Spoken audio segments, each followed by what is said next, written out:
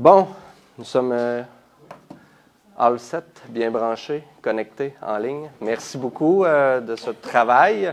Donc, nous avons 3 minutes de retard. Nous éprouvions quelques difficultés au niveau de la web diffusion.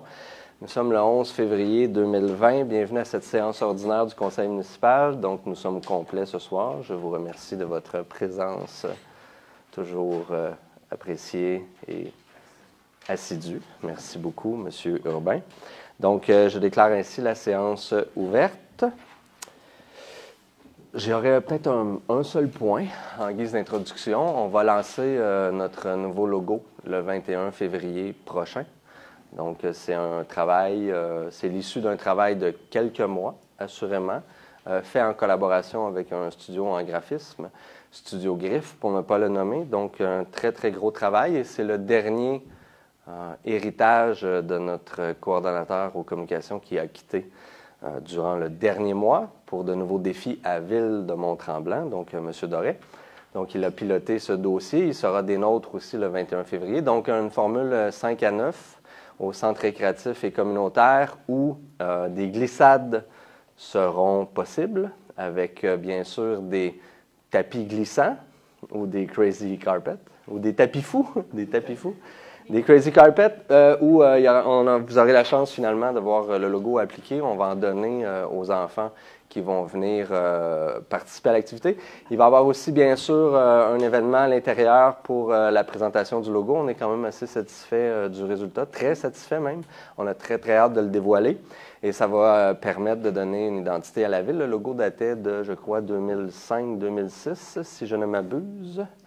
Oui, minimalement, exact, entre 2005 et 2009. Ah, même 2001. Et même avant ça. Oui, 97-2001. Donc, pour vous faire un petit, je dirais, la signification de ce logo-là, longtemps j'ai cru que l'artère noire était la représentation d'un arbre. Et non, je me trompais. C'est plutôt l'autoroute 15. Donc, nous avions une plus grande ambition que de s'identifier par logo que par une autoroute. Donc, nous avons initié des changements. Il y avait aussi, il était très, très dur à utiliser au point de vue graphique, étant donné sa composition. Et ça avait été aussi créé par des outils numériques et informatiques d'une autre époque. Donc là, on va présenter quelque chose qu'on considère beaucoup plus à propos face à l'identité actuelle de la ville. Donc, 21 février, il va aussi avoir une DJ qui va, Miss G, qui va animer la soirée des bouchées. Donc, vous êtes tous et toutes cordialement invités à assister à ce lancement et profiter de l'activité mise en œuvre, entre autres, par M. Maxime Doré. Donc, qui sera sur place. Donc, 1.2, adoption de l'ordre du jour. Donc, c'est adopté tel que soumis aux membres du Conseil. Donc, en proposition, s'il vous plaît. Christiane Wilson, je propose. Isabelle Lapointe, je l'appuie. Merci beaucoup.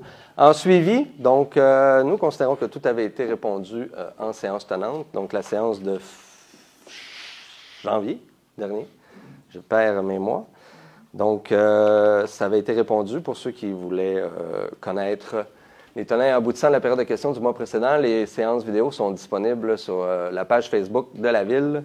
Chaque séance municipale, consultation publique, chaque événement qui nécessite la tenue officielle de rencontres, soit du conseil ou, comme je l'ai mentionné, des consultations publiques. C'est tout disponible sur notre page Facebook. 2.1.3. Ah non, j'ai tourné la page trop vite. 2.1.2. Période d'intervention réservée aux élus. Donc, ce soir, aucun élu n'a oui, Sandra, pardonnez-moi. Et Dany, finalement. Donc, District 4, Mme Mercier, qui veut vous entretenir de... Bonsoir à tous. Donc, samedi, le 25 janvier, a eu lieu la fête hivernale de Saint-Colomban. Donc, il y a eu vraiment un beau succès, encore une fois, beaucoup de glissades. Les jeunes ont bien participé. Il y a eu la sculpture sur neige, les jeux d'évasion aussi. Il y a eu une belle réponse aussi. Le parcours GMX était bien rempli. Donc, merci à tous d'avoir bien participé, encore une fois cette année. Donc, ça nous donne le goût de refaire cet événement, c'est sûr. Et ensuite, samedi qui vient de passer, a eu lieu la soirée de Saint-Valentin du Club de l'Âge d'Or, mais on change ça pour les 50 ans et plus. Donc, C'est vraiment, ça a été vraiment une belle activité aussi avec le karaoké. On s'est beaucoup amusé. Donc, si les gens veulent participer pour les prochaines fois, plus on est de gens, plus on s'amuse. Donc, à une prochaine. Merci. Merci. Donc, M. Beauséjour du finalement, un petit mot pour dire un suivi sur le hockey parents-enfants qui a lieu déjà depuis 4 semaines. Ça va bien. Ça va tellement bien qu'il y a beaucoup de jeunes à chaque semaine. On a beaucoup de plaisir. Ça fait des parties à peu près au début à 15 contre 15, si c'est pas plus. Et puis, mais il y a de la place pour tout le monde. Venez, c'est toujours très plaisant. Et petit commentaire aussi pour les parents qui amènent leurs enfants, amenez-les avec un casque, avec une grille, s'il vous plaît, parce qu'on a beaucoup de jeunes débutants aussi qui perdent l'équilibre.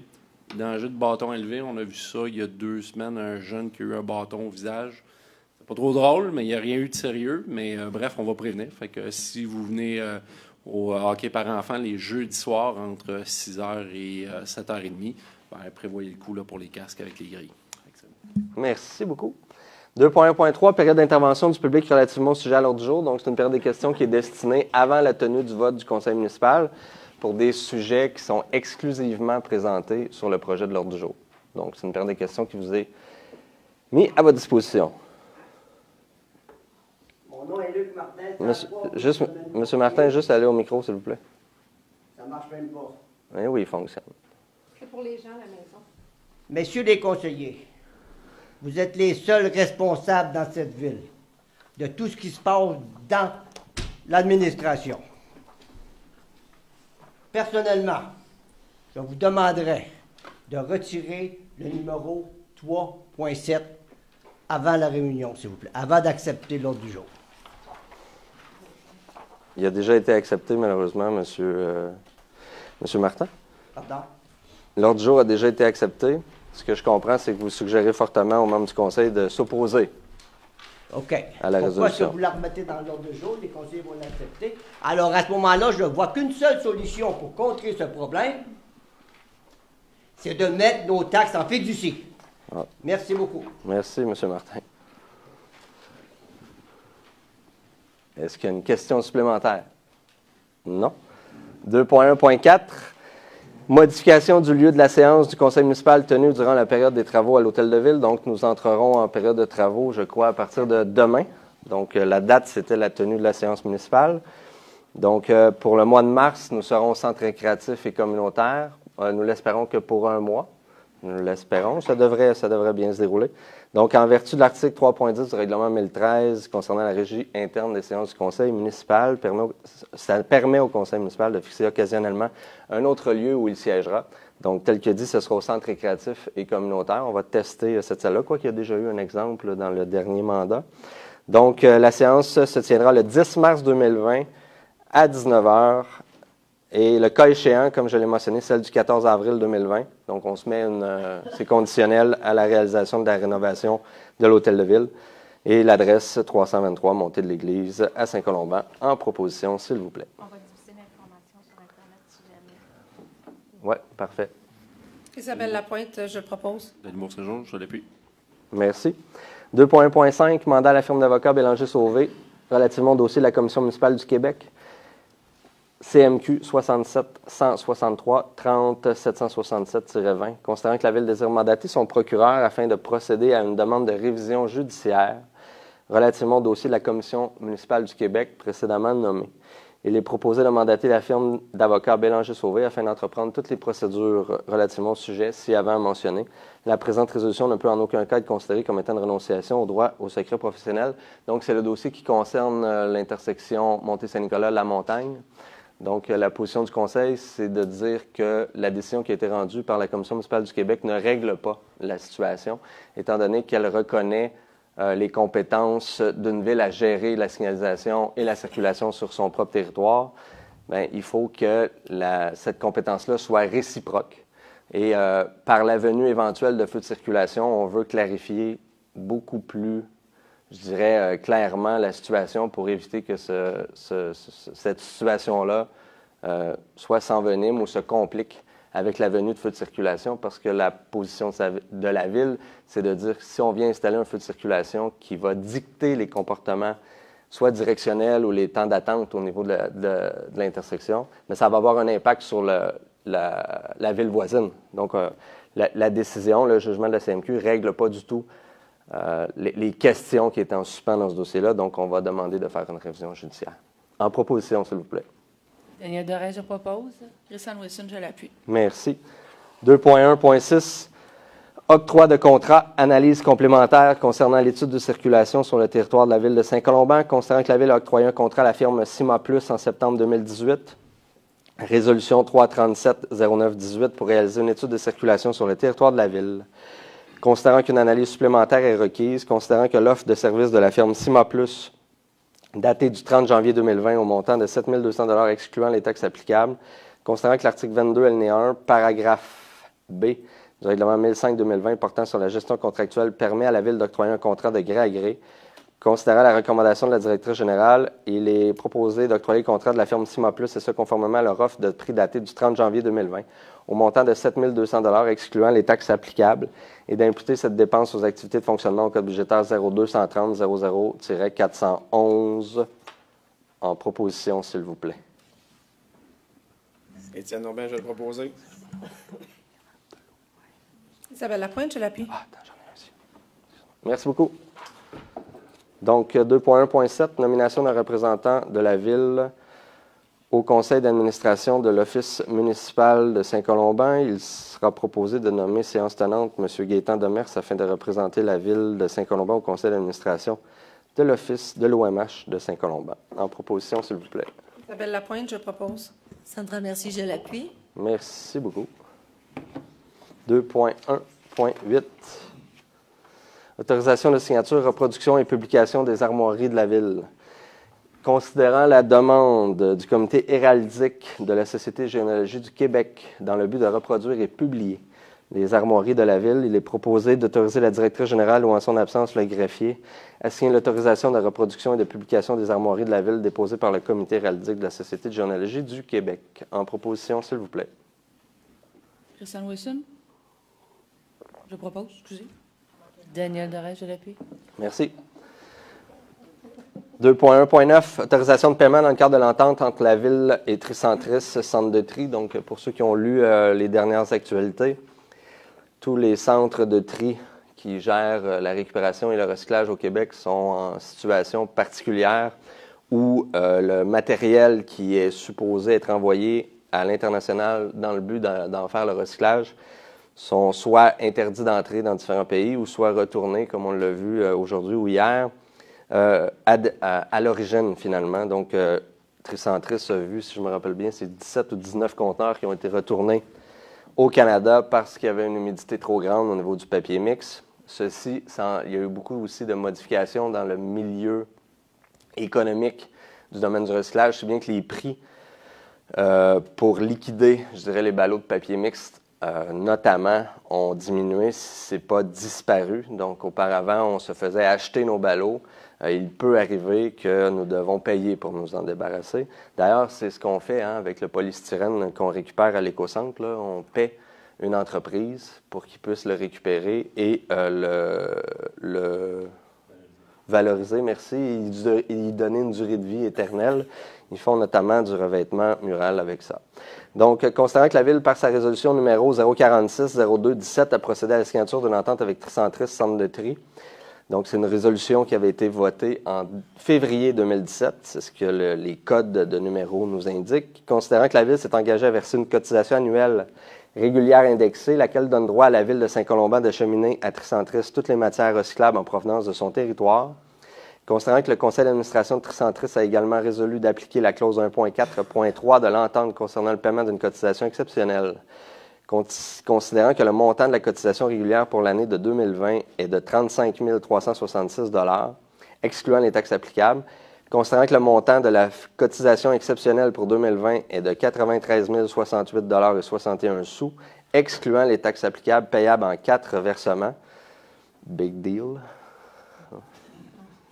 Il est proposé d'autoriser le paiement d'une somme de 35 366,07 $, excluant les taxes applicables, somme attribuable à la cotisation régulière pour l'année de 2020, et d'autoriser le paiement d'une somme de 93 068,61 $, excluant les taxes applicables, somme attribuable à l'application de la clause 1.4.3 de l'entente, et d'inviter cette dépense aux activités de fonctionnement au code budgétaire 02-451-00-94. Donc, à la différence de l'année dernière, on l'a prévu dans le budget, parce qu'on sait, le service de trésorerie a eu un réflexe intelligent de dire que s'ils nous l'ont demandé en fin d'année 2019, c'est fort probable qu'ils nous le demandent en 2020. Donc, c'était prévu. C'était une des explications qui justifiait l'augmentation du tarif au niveau des collectes des matières résiduelles. Donc, si vous l'avez vu dans votre compte de taxes, c'est cette augmentation-là qui le justifie. Puis, si vous faites le calcul, c'est plus de 200 % d'augmentation qu'on nous exige de la part de Tricentris pour finalement balancer leur budget d'opération. Donc, en proposition, s'il vous plaît. Christiane Wilson, je propose. Sandra Mercier, je l'appuie. Merci. 2.2.1. Approbation et adoption du procès-verbal de la séance tenue en janvier. Considérant que copie du procès-verbal a été remise à chaque membre du conseil municipal à l'intérieur du délai privé à l'article 333 de la loi sur les cités et villes, et qu'en conséquence, le greffier est dispensé d'en faire la lecture. Nous en sommes très heureux. Il est proposé d'approuver et d'adopter le PV de la séance ordinaire du 21 janvier 2020. En proposition, s'il vous plaît. Daniel Doré, je propose. Isabelle Lapointe, je l'appuie. Merci beaucoup. 2.2.2. Autorisation de signature acquisition du lot 2 339 155 du Cadastre du Québec, partie de la rivière Bonnybrook. Considérant que la Ville désire se porter acquéreur du lot précédemment nommé du Cadastre du Québec pour bonne et valable considération. Considérant qu'il est dans l'intérêt de la Ville de procéder à l'acquisition du lot ci-avant mentionné, il est proposé de mandater un notaire afin de préparer tous les documents relativement à cet acte d'acquisition et d'autoriser le maire ou en son absence le maire suppléant et la directrice générale ou le greffier à signer les documents requis à l'acquisition du lot précédemment nommé. Il est entendu que tous les frais inhérents à cet acte de cession sont aux frais de la Ville. Je crois que nous avons une carte. Merci beaucoup. Donc, c'est en aval du lac Noël. C'est un lot d'à peu près 40 000 mètres carrés. Donc, c'est en grande partie le lit du ruisseau Bonnybrook et c'est bandes riveraines. Donc, c'est super intéressant. Donc, je vous dirais, le lac Noël est ici, en haut à gauche. Donc, c'est tout l'aval, puis ça nous mène jusqu'au bout de la rue Caya, qui continue un petit peu plus loin. Puis la Ville possède déjà des terrains au bout de la rue Caya, donc qui permettent d'avoir un accès. Donc, nous, ça nous donne une option, et je vous dirais, si je ne m'abuse, ça a été donné pour une miette de pain et non pas une bouchée de pain. C'est en contrepartie des taxes dues, si je me trompe. Oui, c'est en contrepartie des taxes dues, parce que la dame avait des taxes non payées. Donc, on est très, très, très content de faire cette acquisition-là. Et pour ceux qui ne connaissent pas ce site-là, c'est un site qui est magnifique. Le ruisseau Bonnybrook à cette hauteur-là, je pense que M. Beauséjour peut en témoigner pour être un kayakiste d'expérience en rivière. Vous l'avez emprunté souvent, c'est un magnifique endroit. En proposition, s'il vous plaît. Étienne Aubin, je vais le proposer. Daniel Doré, je l'appuie. Merci. Autorisation de signature, acte de cession des lots 1 990 412 et 1 990 413 du Cadastre du Québec dans le cadre du protocole d'entente PE 2004 RAY01, considérant que les résolutions 026-01-12 et 230-06-12, donc ça nous remonte en 2012, autorisaient la municipalisation et l'acquisition des rues suivantes, rue des Mallards et rue Raymond, considérant qu'il est dans l'intérêt de la Ville de procéder à l'acquisition des 10 lots dans le secteur du projet domiciliaire des rues Raymond et Mallards dans le cadre du protocole d'entente PE 2004 RAY01. Il est proposé d'autoriser le maire ou en son absence le maire suppléant et la directrice générale ou le greffier à signer les documents requis à l'acquisition des lots précédemment nommés du Cadastre du Québec. Il est entendu que tous les frais inhérents à cet acte de cession sont aux frais du titulaire du protocole d'entente. Donc, ça nous permet de régulariser des emprises de rue. Donc, c'est un autre dossier qui traînait depuis longtemps et que nous sommes heureux de régler. En proposition, s'il vous plaît. Étienne Aubin, je vais le proposer. Daniel Beauséjour, je l'appuie. Pour ceux qui ne connaissent pas ces rues-là, c'est deux petites rues dans le district 6, entre la rue du Lac-Rainfray et la rue Sarcelles. C'est bien ça, M. Primo? C'est bon. 2.2.4.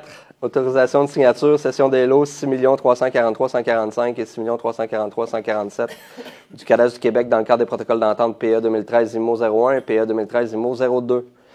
Concernant la signature des protocoles d'entente précédemment nommés concernant le projet de développement domiciliaire Quartier de la Rivière intervenu entre la Ville et Gaudreau Construction Incorporée.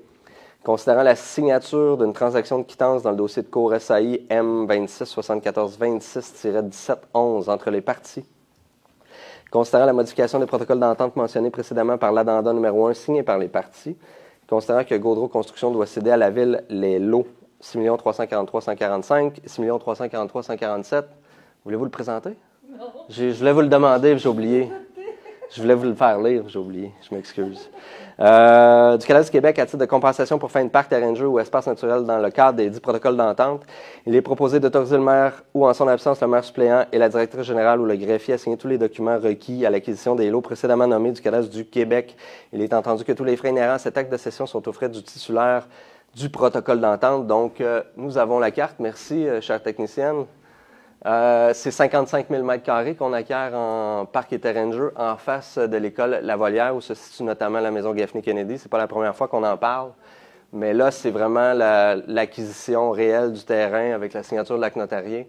Donc, ça va nous permettre vraiment, notamment, de penser au développement d'un parc multisport, mais aussi de travailler à la préservation de ce magnifique espace-là.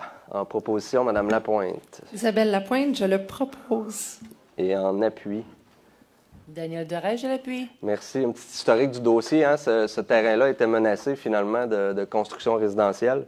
Puis c'est vraiment par le travail de ce conseil ici, de négociation aussi avec le promoteur. On a 110 000 m² en tout à aller chercher là, en frais de parc et terrain de jeu parce que c'est un projet quand même de grande ampleur là, qui avait été autorisé avant 2013, là, comme le stipule le protocole d'entente. Donc, de faire l'acquisition de terrain dans ce secteur-là, c'était primordial et de travailler à préserver la maison Gaffney-Kennedy et sa grange, c'était aussi un objectif qu'on voulait accomplir. Donc, c'est une étape importante qui vient d'être franchie ce soir. 2.2.5, autorisation de signature, cession du lot 1 672 59 du Cadastre du Québec, 141 du domaine Lebeau, dans le cadre du programme général d'indemnisation et d'aide financière relatif aux inondations et pluies abondantes. Considérant que la propriété située sur le lot 1 672 59 du Cadastre du Québec a été inondée en 2019, considérant que cette inondation a occasionné des dommages à la dite propriété et que celle-ci a été démolie en vertu de la résolution numéro 419-11-19 adoptée par le Conseil municipal lors de la séance ordinaire du 12 novembre 2019, considérant que la propriétaire est éligible au programme d'aide financière précédemment mentionné, considérant que le propriétaire du dit lot a choisi de céder son terrain à la Ville pour la somme nominale d'$1, il est proposé d'autoriser le maire ou en son absence, le maire suppléant et la directrice générale ou le greffier à signer les documents requis à l'acquisition du lot précédemment nommé. La présente résolution est conditionnelle à la démolition ou au déplacement des dépendances situées sur le lot 1 672 59 du Cadastre du Québec. Et il est entendu que tous les frais inhérents à cet acte sont aux frais du propriétaire du dit lot. En proposition, s'il vous plaît. Daniel Doré, je propose. Sandra Mercier, je l'appuie. Merci beaucoup. Donc, c'est un lot qui était soumis à d'importants phénomènes d'érosion du sol à chaque crue printanière et à chaque pluie diluvienne qui généraient des inondations dans le sous-sol et la cave de service de la propriété et qui ont amené aussi une dégradation de l'état de santé de sa propriétaire. Donc, c'est un dossier pour lequel aussi on s'est battu depuis notre entrée en poste. Donc, ça fait plus de 2 ans. Et finalement, on l'a conclu au bonheur, finalement, de la propriétaire qui va recevoir la compensation, là, notamment offerte dans le cadre des modifications aux compensations dues aux inondations qui sont liées aux problèmes qui ont été vécus en 2019. Donc, c'est un dénouement, encore une fois, d'un dossier qui s'éternisait, je dirais, dans le temps. 2.3.1, approbation de la liste des comptes à payer et autorisation de paiement. Je cherche mon papier. Donc, il est proposé d'approuver la liste des comptes à payer au montant de 325 947,82 $, en référence au chèque numéro 26459 à 26611, est autorisé la trésorière ou en son absence la trésorière adjointe à en effectuer les paiements. En proposition, s'il vous plaît. Daniel Doré, je propose. Denis Beauséjour, je l'appuie. Merci. 2.3.2, dépôt du rapport des dépenses et des paiements autorisés pour la période du 1er au 31 janvier 2020. C'est un dépôt, donc le paiement de ces comptes au montant de 863 774,75 en référence au chèque numéro 26 203, 26 216 et 26 440 à 26 400. C'est effectué en vertu du règlement numéro 1018-2019 et 1018-2020. C'est un dépôt. 2.3.3, octroi d'une aide financière au Centre d'entraide de Saint-Colomban. Donc, c'est une aide qu'on offre chaque année et c'est notamment versé dans le cadre de l'aide alimentaire et des montants qui servent à financer les paniers alimentaires tout au cours de l'année aux différentes familles. Je suis conservateur en disant que c'est 70 paniers à chaque semaine, ou presque, qui sont distribués. Monsieur Racicot, vos opinions? Oui, je ne m'abuse pas. Je n'abuse pas de mes mots. Donc, considérant la demande de soutien financier du Centre d'entraide de Saint-Colomban, considérant le dépôt des documents requis conformément à la politique 8014 portant sur l'aide financière et le soutien aux organismes locaux, il est proposé d'octroyer une aide financière au montant de 10 000 $ au Centre d'entraide de Saint-Colomban et d'imputer cette dépense aux activités de fonctionnement au code budgétaire 02 702 90 970. En proposition, s'il vous plaît. Christian Wilson, je propose. Étienne Aubin, je vais l'appuyer. Merci beaucoup. 2.3.4. Adoption du règlement d'emprunt numéro 575-2020-02. Abrogeant le règlement numéro 575, décrétant un emprunt de 190 000 $ pour des travaux de construction concernant le bouclage de l'aqueduc sur la montée de l'église entre la rue des Haubois à la voie d'accès à l'école à l'intérieur des limites de la municipalité. Est-ce que vous m'assurez que c'est la dernière fois que je le lis? Monsieur Laurent Taillefer, oui? C'est bien fait, il ne manque pas de virgule. Parfait. Considérant l'avis de motion que le projet de règlement déposé à la séance ordinaire du 21 janvier 2020 par Mme la conseillère Christiane Wilson, considérant qu'une copie du règlement a été mise à la disposition du public pour consultation dès le début de la séance, donc il est proposé d'adopter ce règlement. En proposition? On va le régler. Hein? Denis Beauséjour, je le propose. Isabelle Lapointe, je l'appuie. Votre nom de famille? Lapointe? Merci. 2.3.5. Adoption du règlement numéro 2017 décrétant des travaux de réhabilitation des infrastructures routières d'une partie de certaines rues, programmation 2020, et autorisant un emprunt d'1 500 000 $. Considérant l'avis de motion et le projet de règlement déposé à la séance ordinaire du 21 janvier 2020 par Mme la conseillère Isabelle Lapointe. Considérant que le règlement a été mis à la disposition du public pour consultation dès le début de la séance, il est proposé d'adopter le règlement numéro 2017 décrétant des travaux de réhabilitation des infrastructures routières d'une partie de certaines rues, programmation 2020, et autorisant l'emprunt ci-avant mentionné. Donc, pour vous rafraîchir la mémoire, c'est la réfection quasi totale, si ce n'est pas complète, de la rue Séguin, et pour lequel nous comptons découvrir plusieurs souches enfouies à l'époque. Parce que c'est une rue qui a été faite pas dans les règles de l'art, hein, malheureusement.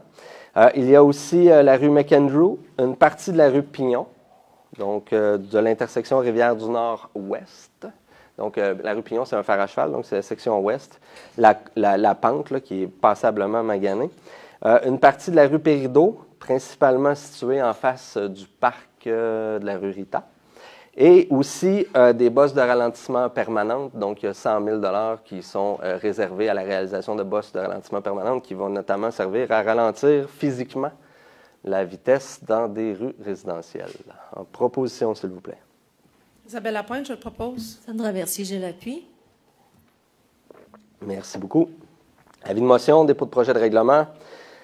1001-2020-01. Modifiant le règlement 1001-2020 décrétant l'imposition des taux de taxation, de compensation et de la tarification de différents services municipaux pour l'année 2020. Donc, ça prend quelqu'un qui donne l'avis de motion et ensuite, je vais vous en faire la lecture intégrale puisqu'il ne s'agit que d'un seul article. Donc, est-ce que quelqu'un donne l'avis de motion? Donner, Monsieur le maire. Merci. Donc, à mon tour maintenant de trouver ce règlement.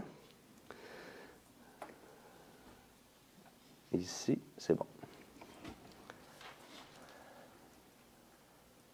Donc, l'article 1 qui modifie l'article 8.1 du règlement 1001-2020. Donc, c'est le remboursement des tarifs visés aux articles 4, 6 et 8 pour les logements d'appoint pour la famille bénéficiant d'un droit acquis. C'est les maisons qui ont été construites dans des paramètres intergénérationnels. Ce sont des modèles qui ne sont plus permis aujourd'hui. Aujourd'hui, c'est des logements complémentaires. donc de type bachelor. On n'a plus d'intergénérationnel. La différence, c'est qu'il y avait une porte principale avec 2 logements à l'intérieur de cette porte-là. Maintenant, les logements qui sont permis, c'est 2 portes séparées, donc constituées de 2 adresses différentes. Donc, ça génère quelques problèmes au niveau des taux de taxation. Je vais vous en faire la lecture. J'espère que vous comprendrez le contenu. Donc, le propriétaire d'une habitation unifamiliale comportant un logement d'appoint pour la famille bénéficiant d'un droit acquis en vertu du règlement de zonage 242, tel qu'amendé, peut, sous certaines conditions, bénéficier du remboursement des tarifs imposés pour ce logement pour la collecte, pour l'enlèvement et l'enfouissement des ordures ménagères résidentielles, la collecte sélective résidentielle et la collecte des matières compostables résidentielles. Donc, pour bénéficier du remboursement, le propriétaire doit transmettre une déclaration sous serment sur le formulaire prescrit à l'effet que le logement d'appoint pour la famille est occupé par une personne ayant un lien avec lui ou son conjoint, en ligne directe, ascendante ou descendante. Une nouvelle déclaration doit être produite pour chacune des années d'imposition et doit être reçue au service de trésorerie au plus tard le 31 mars de l'année de taxation en cours. Toute demande reçue après cette date ne sera pas considérée et ne donnera pas droit au remboursement. De plus, le propriétaire doit préalablement s'être conformé à tout règlement de la Ville pour bénéficier du remboursement. Le propriétaire auteur d'une fausse déclaration perd tous ses droits au remboursement de l'année courante et des années à venir. Donc, vous avez compris que ça prend une intergénération. Il faut qu'il y ait un lien familial avec le résident, finalement, de la partie qui sert à l'intergénérationnalité. Si vous abritez un ami, un invité, un criminel de bas-fond, ça ne sera pas permis. Donc, en proposition, s'il vous plaît. Ah, c'est un avis de motion. Donc, ce sera adopté le mois prochain. 2.3.7, avis de motion, dépôt de projet de règlement numéro 2018 décrétant l'acquisition de matériel roulant et autorisant l'emprunt de 500 000 nécessaires à cette fin. Ça prend quelqu'un qui donne l'avis de motion. Christiane Wilson, je vais donner l'avis de motion. Merci beaucoup. Donc, ce règlement-là, ça consiste à faire l'achat, c'est des liens qui sont avec le programme triennal d'immobilisation qu'on a voté en novembre dernier. Donc, c'est l'achat d'une niveleuse et un tracteur qui sert notamment à déneiger.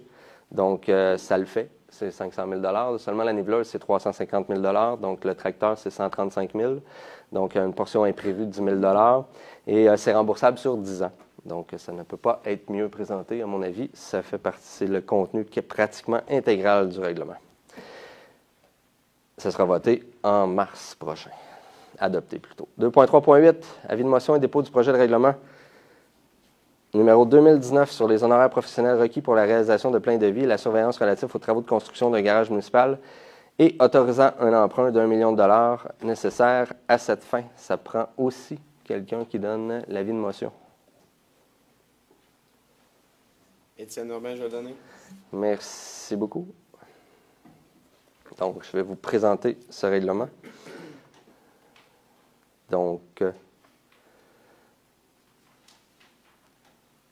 conseil municipal est autorisé à dépenser une somme n'excédant pas 1 million de dollars pour des honoraires professionnels requis à la réalisation des pleins de vie, ainsi qu'à la surveillance des travaux de construction d'un nouveau garage municipal, incluant les frais d'arpenteur géomètre, frais juridiques, taxes nettes imprévues, tel qu'il apparaît à l'estimation détaillée préparée par M. Sylvain Comeau, ingénieur et directeur au service des travaux publics de la Ville de Saint-Colomban en date du 4 février 2020.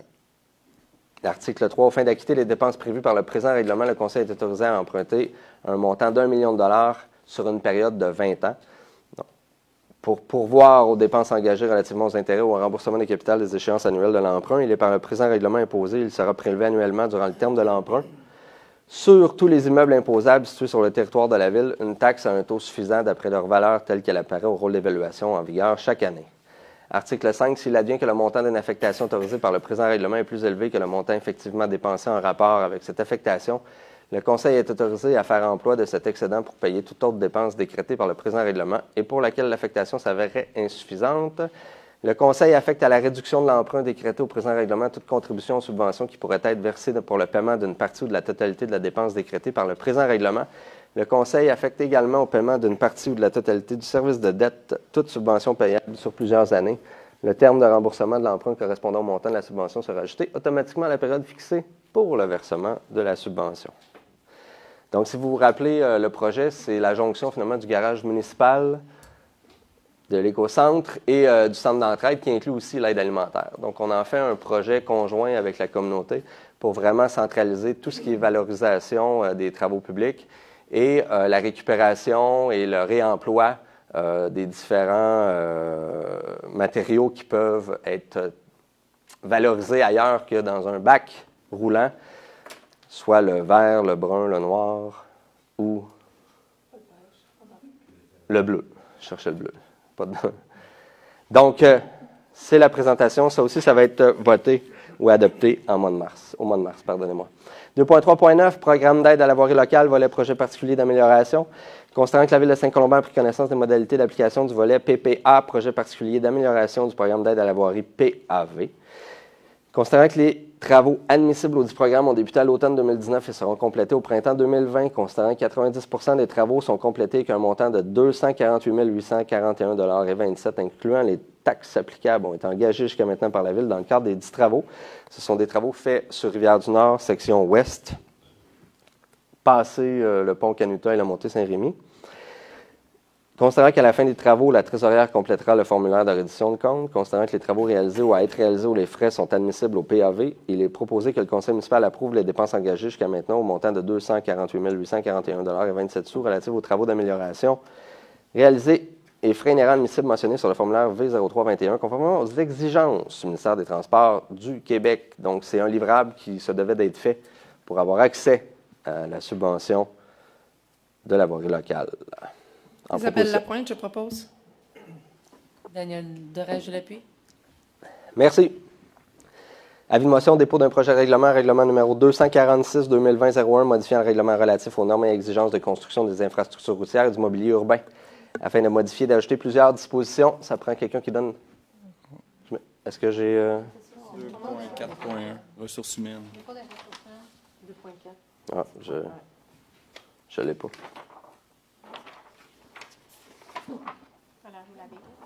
Madame Terrien.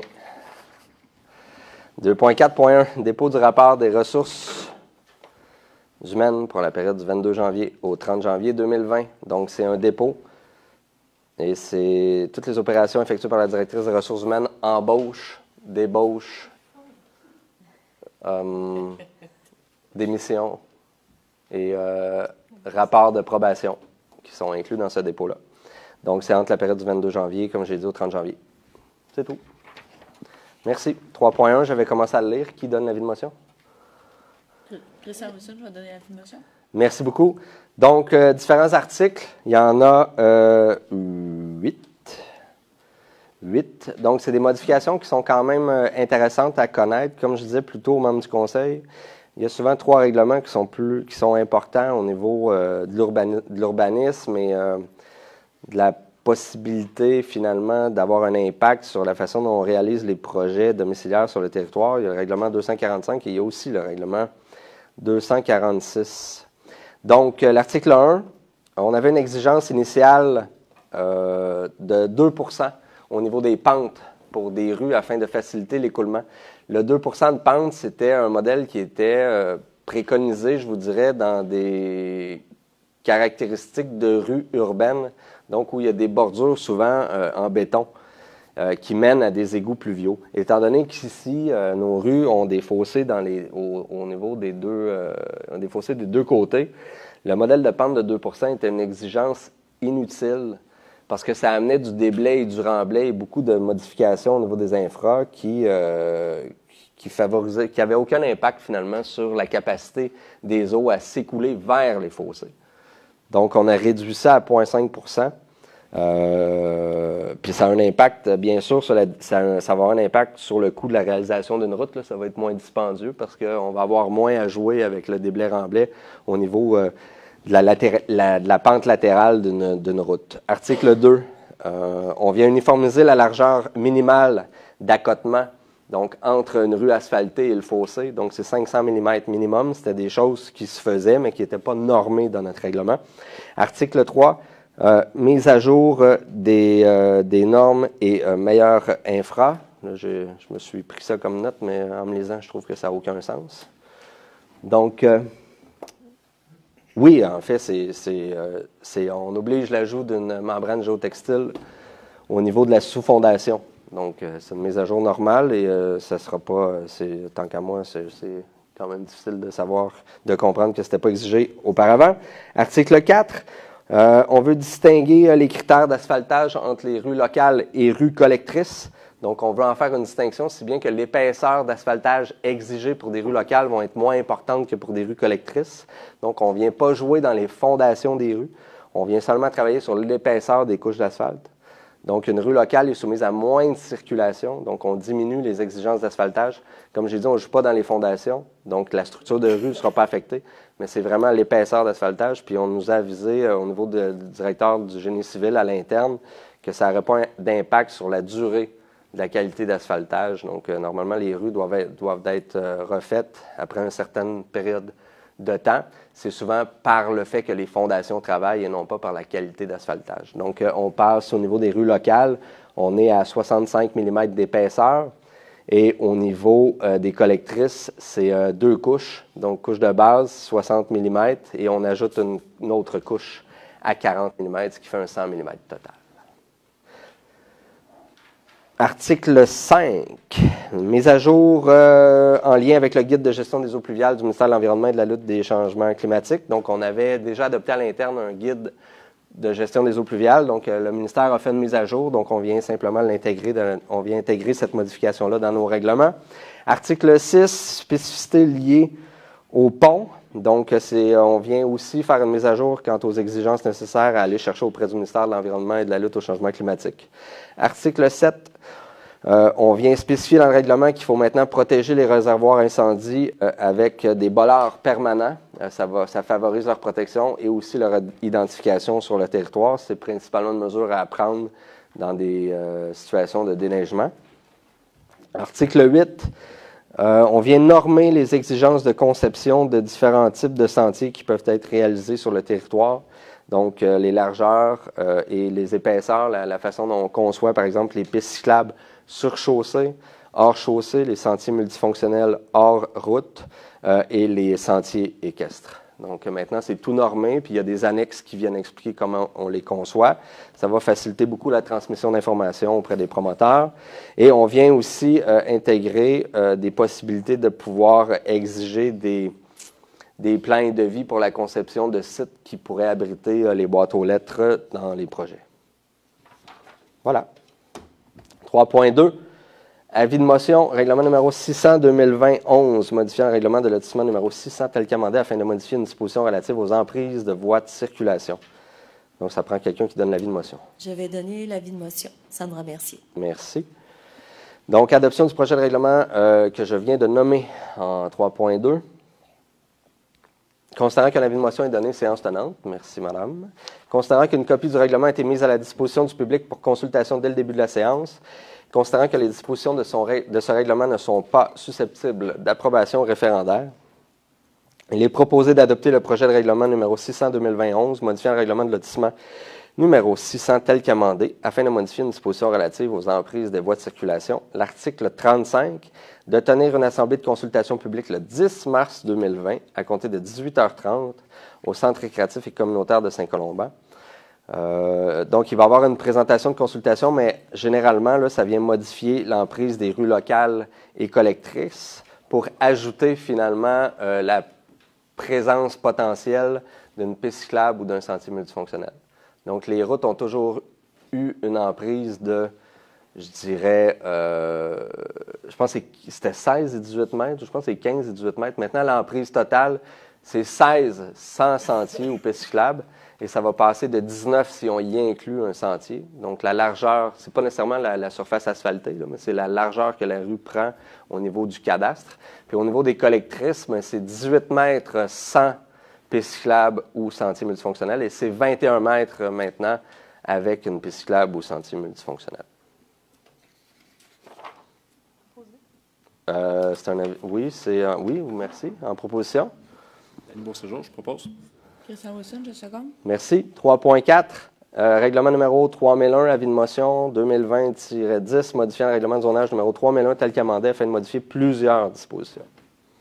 Ça prend l'avis de motion, s'il vous plaît.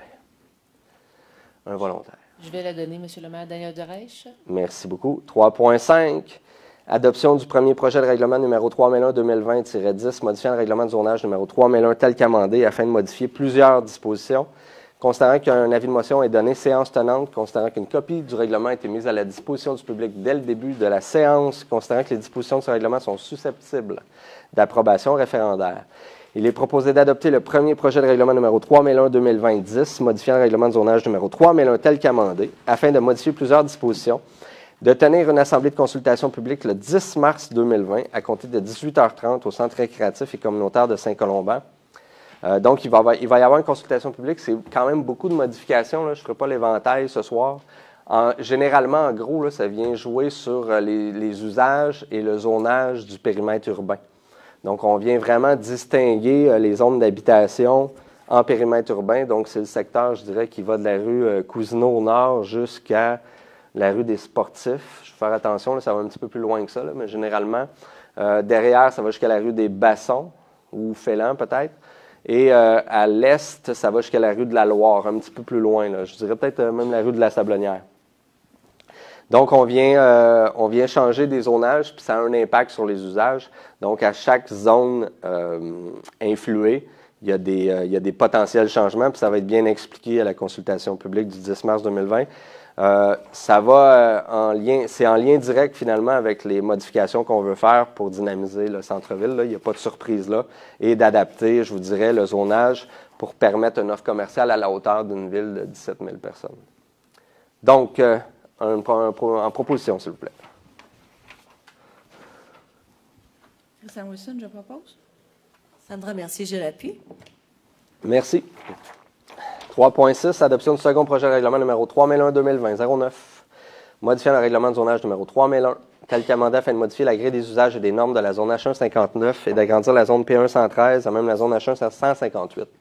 Considérant qu'un avis de motion a été donné le 21 janvier 2020 par M. Danny Beauséjour, considérant l'adoption du projet de règlement du projet de règlement le 21 janvier 2020, considérant la tenue de l'Assemblée de consultation publique le 3 février 2020, considérant que l'article 1 du projet de règlement a été modifié, considérant que les dispositions de ce règlement sont susceptibles d'approbation référendaire, considérant qu'une copie du règlement a été mise à la disposition du public dès le début de la séance, il est proposé d'adopter le second projet de règlement numéro 3001-2020-09, modifiant les grilles des usages et des normes des zones précédemment nommées. En proposition, s'il vous plaît. Étienne Normand, je vais proposer. Danny Beauséjour, je l'appuie. Merci, messieurs. 3.7, adoption du règlement numéro 3009, relatif au paiement d'une contribution destinée à financer tout ou partie d'une dépense liée à l'ajout, l'agrandissement ou la modification d'infrastructures ou d'équipements municipaux. Considérant qu'un avis de motion a été donné le 21 janvier 2020 par M. le conseiller Étienne Urbain, considérant l'adoption du projet de règlement le 21 janvier 2020, considérant la tenue d'une assemblée de consultation publique le 3 février 2020, considérant que les dispositions de ce règlement ne sont pas susceptibles d'approbation référendaire, considérant que le règlement a été mis à la disposition du public pour consultation dès le début de la séance, il est proposé d'adopter le règlement numéro 3009 relatif au paiement d'une contribution destinée à financer tout ou partie d'une dépense liée à l'ajout, l'agrandissement ou la modification d'infrastructures ou d'équipements municipaux. En proposition, s'il vous plaît. Danny Beauséjour, je le propose. Daniel Doré, je l'appuie. Merci beaucoup. Donc, c'est la clôture d'1 an de travail. Merci aux employés qui ont travaillé à sa conception. Donc, comme vous le savez, c'est une première, finalement, dans la rédaction de ce règlement-là. Bien sûr, il y a la ville de Carignan qui a fait l'exercice similaire, mais le règlement n'est pas du tout semblable au nôtre. Donc, ça a été un travail exhaustif pour démontrer pourquoi chaque projet est généré par la croissance et comment nous l'avons calculé. Donc, merci notamment au service des travaux publics, service de l'aménagement, de l'urbanisme et de l'environnement, service du greffe et la direction générale. Et merci aussi aux membres du Conseil d'être innovateurs en ce sens-là et de créer un nouveau pouvoir fiscal qui, je le souhaite, sera emprunté par beaucoup de nos voisins et voisines, cantons, villes, municipalités. Donc, 3.8. Autorisation de signature, protocole d'entente PE 2020, CHEW 02 du développement domiciliaire boisé Mistral, phase 2. Considérant que le développement domiciliaire boisé Mistral, phase 2, rencontre toutes les exigences en la matière, considérant que la phase 2 est la dernière phase du projet de développement domiciliaire boisé Mistral, considérant que la signature d'un protocole d'entente est une condition préalable à la construction d'infrastructures routières, Il est proposé d'autoriser le maire ou en son absence le maire suppléant et la directrice générale ou le greffier ou le directeur du service d'aménagement, d'environnement et urbanisme à signer le protocole d'entente PA 2020 CHEW 02 relatif au développement domiciliaire Boisé-Mistral phase 2. Le protocole d'entente doit être dûment signé par toutes les parties dans un délai maximal de 2 ans de l'adoption de la présente résolution à l'expiration de ce délai. La présente résolution devient nulle et non avenue. Cette résolution est conditionnelle au dépôt et à la conformité des documents requis. Donc, derrière moi, on voit la phase 2 qui est en... Je ne sais pas si on le voit bien là, dans la salle ou à la maison, mais c'est vraiment un petit gris quadrillé. Donc, 15 terrains, M. Chouchuk? 20? 21. Donc, situé dans le district 2, accessible par la rue Jacques notamment, et qui est derrière la rue Carmen. Donc, semble-t-il que ce sont de magnifiques terrains. Donc, je vous souhaite bonne chance. J'espère que vous allez développer ça à la vitesse qui vous convient. En proposition, s'il vous plaît. Christian Wilson, je propose. Denis Beauséjour, je l'appuie. Merci. 3.9, autorisation de procéder à une demande de subvention dans le cadre du programme Initiative Zéro Déchet de plastique. Autorisation de procéder à une demande de subvention dans le cadre du programme d'initiative Zéro Déchet de plastique, considérant la possibilité d'obtenir une aide financière dans le cadre du programme Initiative Zéro Déchet de plastique, d'autoriser le directeur du service d'aménagement, environnement et urbanisme ou toute autre personne, ou la directrice du service de la bibliothèque. Excusez, j'avais une addition subtile.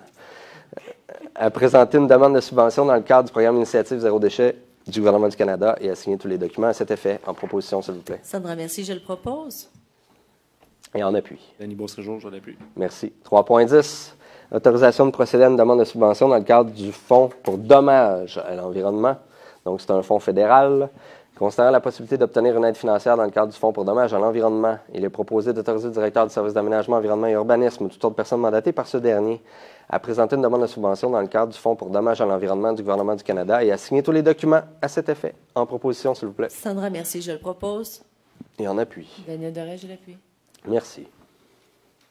3.11, est-ce que vous voulez en faire la lecture? Oui? Oui, je vous l'offre. Non, mais ici, petite, avec les... Donc, nomination d'un membre au comité consultatif d'environnement. Considérant qu'il y a lieu de procéder à la nomination d'un nouveau membre au sein du comité consultatif d'environnement, considérant la recommandation du comité consultatif d'environnement, en conséquence, il est dûment proposé de nommer, séance tenante, Mme Mélissa Cookbel-Saumier pour faire partie du comité consultatif d'environnement. Donc, ce sera proposé par moi. Merci. Juste avant, j'avais ajouté, son mandat se termine, ça va jusqu'au 15 janvier 2022. Donc, j'ai demandé à Mme Sandra Mercier d'en faire la lecture parce qu'elle est la présidente du comité consultatif d'environnement. Je pense que c'est important de le mentionner. Et j'entends que vous avez proposé la résolution. Ça prendra maintenant un appui. Christian Wilson, je vais l'appuyer. Merci beaucoup. 4.1. Octroi de contrat, fourniture et transport de sable abrasif, TPDP 2020-357. Considérant que la Ville souhaite faire l'achat du dit produit. Considérant que le directeur du service des travaux publics a effectué une recherche de prix auprès des entreprises suivantes. Donc, c'est Transport et Excavation David Riddle, les sables Fournel et Fils Incorporés et le groupe Miller. Considérant que le résultat de recherche de prix est le suivant, seulement Transport et Excavation David Riddle a soumis un prix. Donc, c'est 25 825 $ avant taxe. Donc, considérant la recommandation du directeur du service des travaux publics, il est proposé d'octroyer contrat à l'entreprise Transport et Excavation David Riddle au montant précédemment nommé, excluant les taxes applicables, et ce, conformément à leur offre de prix datée du 29 janvier 2020, et d'imputer cette dépense aux activités de fonctionnement au code budgétaire 02-330-00-622. En proposition, s'il vous plaît. Isabelle Lapointe, je propose. Isabelle Lapointe, je l'appuie. Merci beaucoup. 4.2. Demande d'ajout d'un arrêt supplémentaire pour le service de transport adapté et collectif de la MRC de la Rivière-du-Nord. Considérant que la Ville a reçu une demande afin d'ajouter un arrêt pour le TAC, considérant que l'organisme de transport a accepté cette demande, il est proposé d'autoriser l'installation d'une pancarte portant le numéro C83 à l'intersection du chemin de la Rivière-du-Nord et montée de la Carrière et d'autoriser l'ajout de l'arrêt C83 à l'intersection du chemin de la Rivière-du-Nord et montée de la Carrière. Donc, il n'y avait pas d'arrêt entre la rue du Lac-Rainfray et la rue de la Jeunesse. Pour ceux qui connaissent le secteur, c'est une C'est une bonne distance, donc on vient combler, je dirais, non, un peu moins que la moitié de la distance, mais au moins il y a une jonction finalement avec la Montée-Cyr qui donne accès à l'autoroute 158. Donc en proposition, s'il vous plaît. Denis Beauséjour, je le propose. J'ai dit autoroute.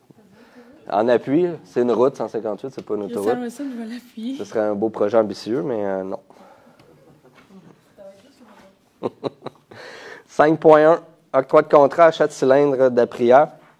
Considérant que la Ville désire faire l'acquisition de cylindres d'Apria pour le service des incendies.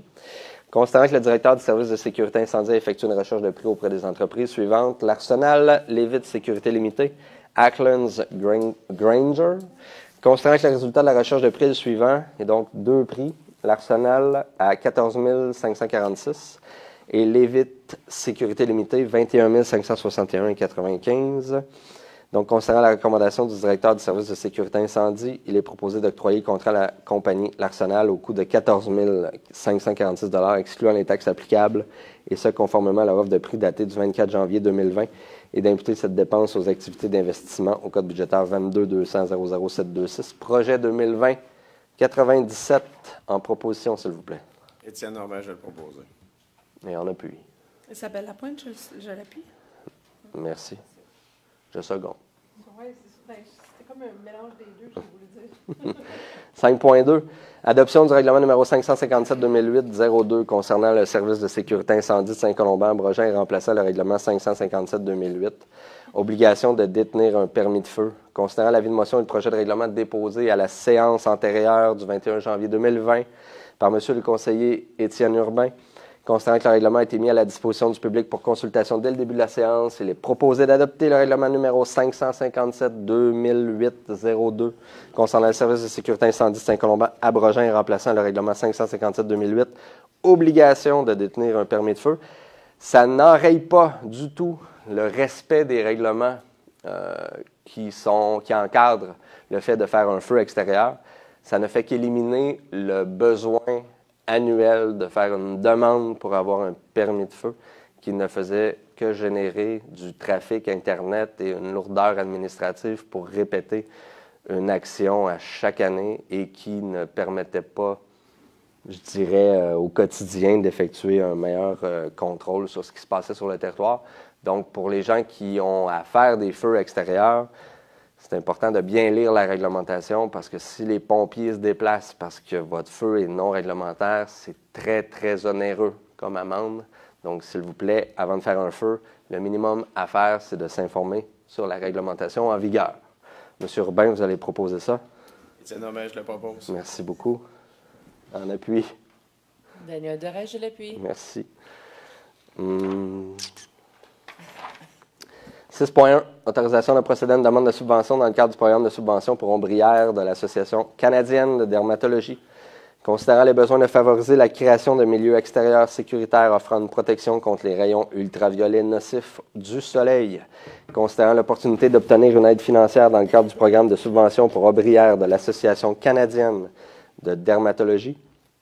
Il est proposé d'autoriser le directeur du service des sports, des loisirs et de la vie communautaire ou toute autre personne mandatée par ce dernier à présenter une demande de subvention dans le cadre du programme de subvention pour ombrière de l'Association canadienne de dermatologie et d'autoriser le directeur du service des sports, loisirs et vie communautaire ou toute autre personne mandatée par ce dernier à signer tous les documents à cet effet.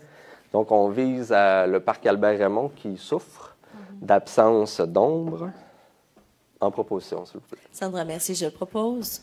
Étienne Normand, je l'appuie. Merci. 6.2, autorisation de procéder à une demande de subvention dans le cadre du programme Emploi d'été Canada. Considérant l'opportunité d'obtenir une aide financière, il est proposé d'autoriser le directeur du service sport, loisirs et vie communautaire ou toute autre personne mandatée par ce dernier à présenter une demande de subvention dans le cadre du programme Emploi d'été Canada et signer tous les documents à cet effet. En proposition, s'il vous plaît. Christian Wilson, je propose. Sandra, merci. Je l'appuie. Merci. 6.3, autorisation de procéder à une demande de subvention dans le cadre du programme Mobilisation Diversité. Donc, considérant que la municipalité régionale de Comté de la Rivière-du-Nord a signé une entente avec le ministère de l'Immigration, de la Diversité et de l'Inclusion pour la réalisation du programme Mobilisation Diversité, considérant que l'objectif de ce programme est de soutenir les efforts visant à rendre les collectivités plus accueillantes et inclusives, considérant que la Ville de Saint-Colomban désire participer à cette entente en réalisant des activités pour mobiliser la communauté dans le cadre d'une fête citoyenne, Considérant que le projet du marché public spécial brésilien qui a lieu l'été dernier et le projet de la semaine de relâche thématique d'Afrique peuvent être subventionnés par la MRC de la Rivière-du-Nord dans le cadre du PMD pour un montant de 5 280 $, il est proposé d'autoriser le directeur du service des sports, loisirs et vie communautaire ou toute autre personne mandatée par ce dernier à présenter une demande de subvention dans le cadre du programme Mobilisation Diversité et ainsi signer tous les documents à cet effet. En proposition, s'il vous plaît. Étienne Normand, je vais le proposer. Sandra Mercier, je vais l'appuyer. Merci.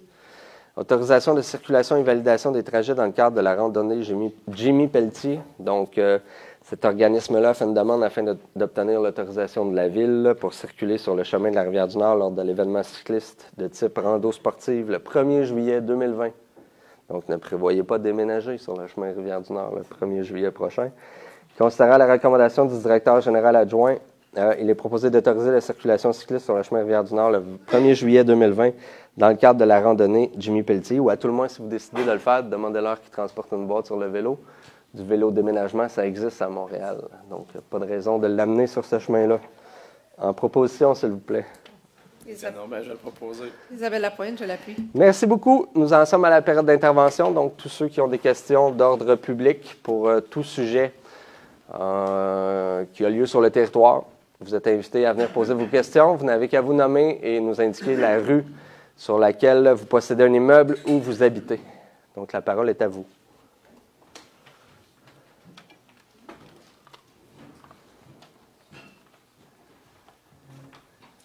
Bonsoir à tous.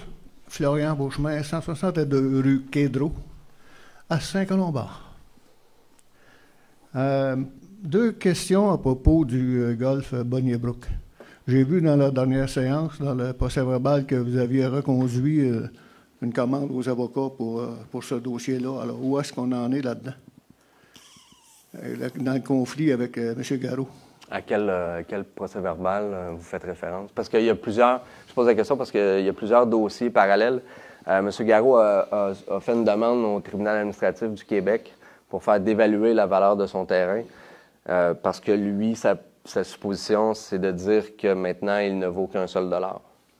Donc, oui, on a mandaté des procureurs pour nous représenter auprès du tribunal administratif du Québec pour faire valoir qu'on n'a pas vraiment de son avis, là. Il ne s'agit pas d'un rendement idoine compte tenu des circonstances, vous comprendrez, M. Beauchemin. Donc, là, on a un mandat de procureur à ce sujet-là au tribunal administratif du Québec. On a aussi un mandat en cours pour nous représenter auprès de la Cour suprême parce que M. Garot a amené le dossier ou a demandé à la Cour suprême d'étudier son dossier. On est toujours en attente de la décision de la Cour suprême. OK. Donc, on vise à peu près, je pense que Mme Mercier me faisait mention ce matin, c'est à peu près le 5 mars, là, parce qu'ils ont un délai moyen, je dirais, avant de prendre leur décision s'ils décident d'entendre le dossier. Donc, on tourne autour du 5 mars. OK. Donc, pour le moment, on ne peut pas savoir si la municipalité va être obligée de le déménager ou pas encore. Pardon? On ne peut pas savoir actuellement si la municipalité va être obligée de le dédommager. Non, c'est demandé au exactement. Bien, comme vous le savez, fort probablement, la Cour d'appel a reconnu la validité de notre règlement. Oui. Là, M. Garot demande à ce que son dossier soit amené à la Cour suprême. Donc, tant qu'on n'a pas la décision, c'est précipité, en effet, de dire... donc je suis toujours en cours. Merci. Oui. L'autre question là-dessus, c'est... lui, il a fait une demande récemment pour un plan récréo-touristique. Oui. Est-ce que c'est à l'étude, ça, ou bien si c'est pas recevable? C'est à l'étude. C'est trop tôt pour dire que c'est pas recevable. Ça a toujours été dit que dans les usages permis au niveau du zonage C4, le caravaning et le camping étaient permis. Ceci dit, c'est pas parce que c'est permis que ça peut se faire n'importe comment. Il y a quand même des règlements qui demandent à être analysés. Il y a aussi, il faut savoir que dans le Q2R22 maintenant, des sites de camping doivent être absolument accompagnés d'un réseau d'égouts et d'aqueducs. Donc, il y a beaucoup de travail à faire avant d'évaluer finalement la possibilité et même de voir un projet se réaliser. Mais c'est important de mentionner que la Ville de Saint-Colomban, normalement, le service d'urbanisme traite des demandes de construction neuve, ou sinon, c'est des prolongations, des agrandissements. Un projet de cette ampleur-là, c'est jamais arrivé, donc c'est important que le service prenne le temps de bien l'analyser, puis de bien faire des recommandations, puis d'indiquer qu'est-ce qui peut être fait, qu'est-ce qui ne peut pas être fait. Ça prend du temps, puis ça prend plus que 15 jours, malheureusement. Parfait, bien d'accord avec ça. Puis là, je voudrais vous parler de la nouvelle taxation. Laquelle? Bien, la récente. OK. C'est mon dernier compte de taxes, finalement. OK. Qui vient de rentrer, là, il y a une semaine environ. Oui. J'ai trouvé l'augmentation quand même assez substantielle. Oui. Si on considère le pourcentage d'augmentation du coût de la vie et on considère le pourcentage d'augmentation de ma retraite, il m'en manque un bout. Je veux dire, même les salariés qui sont encore sur le travail, ils ont eu des augmentations d'à peu près 2 2,5 là, nous, on a une augmentation de taxe.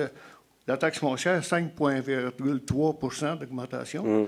Et au total, 6,4 au total. Et les 2 dernières années, incluant le 2018 et 2019, 2019 et 2020, c'est-à-dire 11 d'augmentation sur les 2 ans. Je trouve que ça commence à faire pas mal.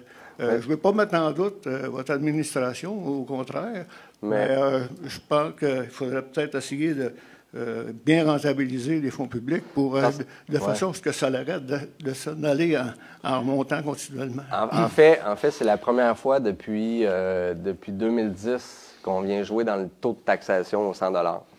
Le taux de taxe était gelé depuis 2010. Quand vous faites référence à 11 probablement que vous avez calculé les montants totaux, finalement, là, entre 2018 et 2020. Parce qu'en 2018, ce qui est arrivé, c'est qu'il y a eu une augmentation du rôle d'évaluation foncière de vos propriétés. Nous, notre taux de taxation, on l'a quand même gardé. À l'époque, je pense que c'était 0,64 quelque chose. Là. Puis là, on a décidé de l'augmenter de 3 sous. Ça, c'est le taux de taxe résidentielle. Ça, on a fait ça. Il y a eu aussi une augmentation des tarifs au niveau des matières résiduelles qui sont liées là, principalement là, à cause de Tricentris. Puis on a augmenté aussi de 1,2 sous, je crois, là, le service à la dot. Donc, c'est ça qui génère finalement le 6,4 Mais le 11 on ne peut pas calculer ça comme ça parce que, oui, c'est en montant réel, mais votre propriété aussi a augmenté en valeur. Donc, là, si vous décidez de vendre votre propriété, vous allez la vendre plus cher pour faire la part des choses. Mais c'est vrai que dans la dernière année, le dernier budget qu'on a déposé, on proposait une augmentation de taxes, mais c'était la première fois qu'on le faisait depuis 10 ans.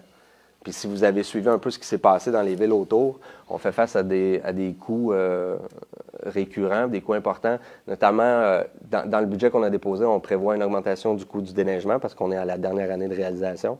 Puis on avait quand même un bon prix il y a 5 ans.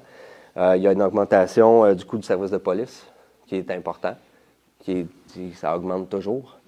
Puis il y avait aussi Tricentris, mais ça s'applique sur la tarification. Puis il m'en manque un. Oui, c'est ça, les augmentations normales au niveau des salaires qui sont liées aux conventions collectives sur lesquelles on n'a pas beaucoup d'emprise. Donc, si on veut se donner une petite marge pour réaliser nos trucs, puis mais tu sais, on a quand même pris des décisions pour générer une rentabilité. Je fais référence à l'inspecteur en qualité de vie. T'sais, on a décidé de ramener ça à l'interne, on a décidé de prendre des décisions où on a décidé de diminuer les revenus qu'on allait chercher collecter au niveau des médailles de chien quotidien. Annuellement, la médaille, techniquement, elle a diminué de 30 $ à 25 $. Donc, sur le revenu global, c'est moins. Fait qu'on a pris des décisions comme ça qui fait que... c'est sûr que Saint-Colomban, c'est une municipalité qui est résidentielle. C'est sûr que s'il y avait quelques entreprises ou industries, ça nous aiderait au niveau de la taxation. À ce niveau-là, je pourrais peut-être vous suggérer, si vous le permettez, de former un comité pour essayer de faire du recrutement d'entreprises. Il y a sûrement des entreprises qui pourraient venir s'établir à Saint-Colomban. Mais ça prend un parc industriel. Puis actuellement, ça prend des endroits, c'est sûr. Les orientations ministérielles actuellement. Mais là, vous avez un paquet de terrain à soir. Dans la rivière. Non, à bordure de la rivière, ça fait un bel endroit. Mais c'est vrai que c'est très, très payant pour des villes, normalement, d'avoir des parcs commerciaux et des parcs industriels parce que ça génère moins de services au mètre carré. Là. Normalement, les industries, puis ils ont un taux de taxation plus élevé aussi. Chose qu'on n'a pas, c'est vrai, on dépend à plus de 90 de la taxation résidentielle. Puis ça, c'est un facteur qui est quand même important à considérer. Ultimement, les parcs industriels, on est entouré de 3 villes-centres, La Chute, Mirabel, Saint-Jérôme, puis eux, ils ont chacun des parcs industriels. Je pense pas qu'on aurait une compétitivité importante si on augmentait notre parc industriel. Ça peut-être à explorer. Mais ça prend l'autorisation au niveau ministériel du ministère des Affaires municipales, puis ça prend aussi une volonté des 4 villes, parce que c'est lié au schéma d'aménagement. Puis je pense pas que Saint-Jérôme, puis tu sais, je vous cacherai pas que c'est pas dans nos visions non plus là, de développer un parc industriel, mais Saint-Jérôme ne laisserait jamais un parc industriel se développer à l'extérieur du sien. OK, merci. C'était juste une suggestion. Mais ce que j'ai oublié de dire tantôt, c'est que si vous avez bien vu cette année, là, les villes qui nous entourent, à l'exception de Sainte-Sophie, là, tout le monde a augmenté ses taxes. C'est une ville qui est particulière. On n'est pas contre-tendance. Ça, c'est important de le... OK. Si tout le monde diminuait puis on avait une augmentation, ça, c'était quand même un indice qu'il se passerait quelque chose. Je souhaite que ça ne monte pas trop rapidement. Non. Et je vous remercie de vos réponses. Merci beaucoup. Merci.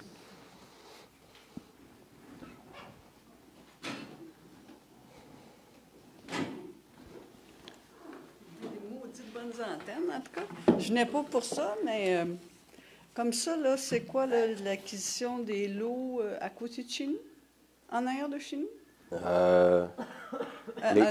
Bon, Jeanne Binette, la rue Rinfray. Est-ce que vous parlez de la rue des Malheurs? Ben oui, c'est juste... En fait, on acquiert la rue. Raymond, puis... Oui, on acquiert la rue. C'est directement en arrière de Oui, chez nous. mais c'est la rue, c'est pas des terrains. C'est vraiment une cadastre de rue qui n'avait jamais été transférée à l'époque dans les protocoles d'entente. Ouais. Puis ça nous empêchait de pouvoir planifier des aires de virage que là, probablement, on pourrait envisager maintenant. Il n'y a pas de... Je ne comprends pas, là. Vous n'avez pas acquis ça, là. Bien, en fait, ça n'avait jamais été transféré. Ce qui était un peu, je ne sais pas, Mme Parent, si vous voulez mieux l'expliquer que moi. Ça n'a pas été municipalisé, vous En fait, quand la rue a été faite, par la suite, les promoteurs doivent céder à la ville les rues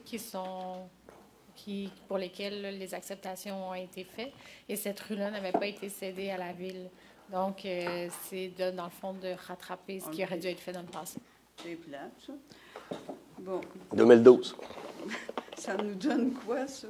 Rien. C'est que vous allez pouvoir, pour la charrue, par exemple, c'est ça, qu'elle puisse se revirer, je crois? Mais pas de même. Plate de même. Oui, c'est rien. Là. Il n'y aura pas de changement majeur en arrière de chez vous, Mme Minette. Bon, c'est ça, c'est toujours zoné. Ça ne changera pas. Bon. Eh bien, moi, je venais, en fait, je veux savoir qu'est-ce qui arrive, parce qu'on est allé se promener sur le sentier en arrière de l'école, le triolet, là, du triolet. Puis, fait que c'est ça, le chemin, ça va être fait. On m'a dit au printemps que ça va être finalisé, parce que tu as tout coupé, là, les arbres.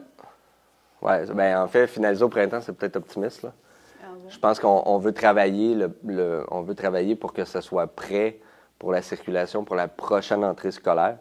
C'est peut-être un peu optimiste, mais on va essayer de le faire. Donc, septembre 2021. OK. Fait que ça va être la prolongation de la rue Boisé-Vermont. Oui, 2020, merci. Qui va collecter sur Rinfray, c'est ça? Exact, avec un aire d'accès directement au débarcadère d'autobus. Moi, je sais pas. Mais une branche d'accès. Non, avant. Ah, avant, oui. C'est pour ça, parce qu'auparavant, on avait planifié la rue un petit peu plus au nord. Puis là, à cause, il y a un cours d'eau, il y a quand même des... Non, c'est ça. Fait qu'il a fallu un peu la faire bifurquer, on a vu ça, là. Puis faire l'accès. C'est correct. Oui. En tout cas, moi, je trouve que c'est correct de même. Mais c'est quand même violent, une coupe d'arbres, là. Oui. C'est quand même violent, là. On ne se le cachera pas. Oui, c'est triste de voir ça, mais bon. On ne fait pas d'omelette sans casser. Non, puis l'objectif, c'est de diminuer aussi les... Vous aviez l'obligation, parce que c'est une école, que ça débouche... Bien, dans la planification, en 2014-2015, c'était prévu. C'est ça qu'on a dit. Puis ça évite aussi aux autobus de traverser un quartier résidentiel, puis traverser des maisons, puis des rues qui sont quand même étroites pour faire le tour. Donc là, en accédant à Boisé-Vermont directement, mais c'est un trajet qui est direct. Donc on diminue... les autobus, parce qu'il y a beaucoup d'élèves qui viennent de la rue Desjardins, qui viennent du Boisé-Dion, je pense même le lac Capri, une partie du lac Capri est là. Oui, c'est un territoire qui est particulier, le territoire de dessert de l'école du Triolet.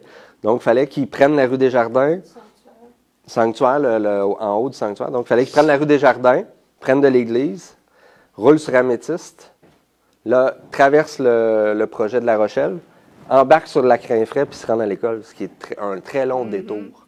Puis là, ils vont passer par là. Exact. Puis après, qu'est-ce qu'ils vont flyer par où, là? Ils vont ressortir, Ils vont retourner par...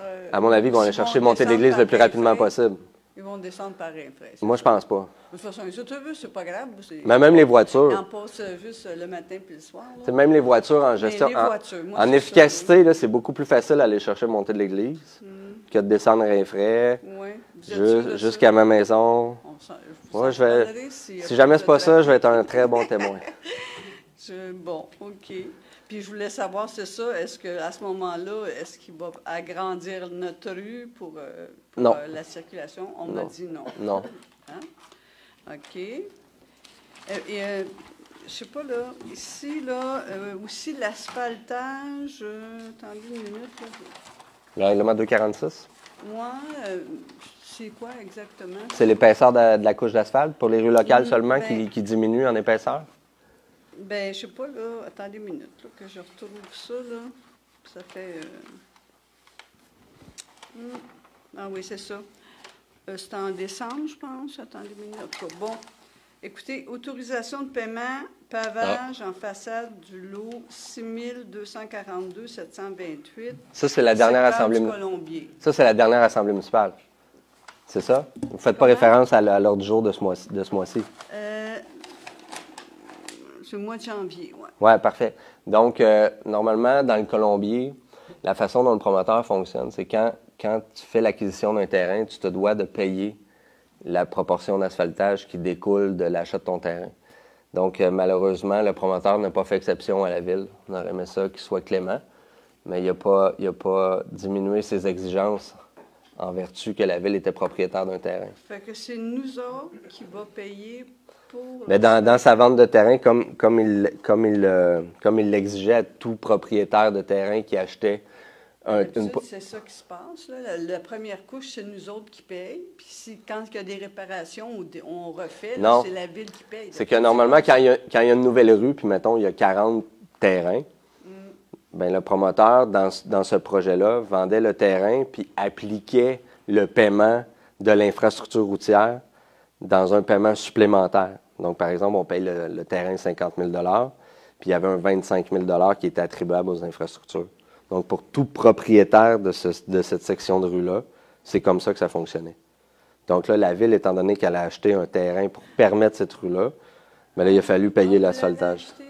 Ça a coûté combien? Mais ça a coûté le prix de l'évaluation privée. Vous dites, la Boisé-Vermont?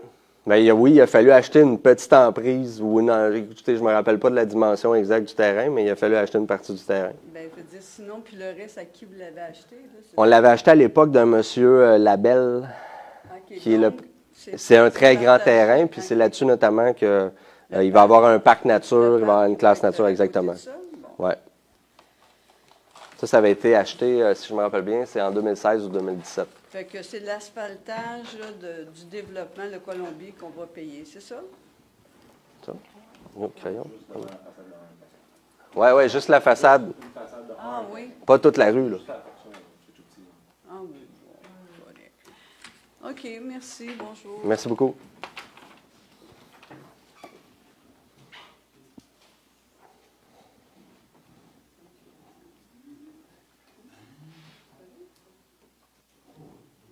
Est-ce qu'il y a d'autres questions? Je pensais à M. Charette que vous venez... Non, ça va. OK. Ça me plaît. C'est bon. C'est bon. Est-ce qu'il y a d'autres questions? Je ne travaille plus du Saint-Jérôme. OK. Je travaille encore pour la MSC, je t'appelle vous. OK. Parfait. Est-ce qu'il y a d'autres questions? Ça va? Donc, ça prendrait quelqu'un qui clôt la séance en proposition, s'il vous plaît. Isabelle Lapointe, je propose. Et en appui. Daniel Doré, je l'appuie. Merci. Belle fin de soirée à tout le monde. Bon retour.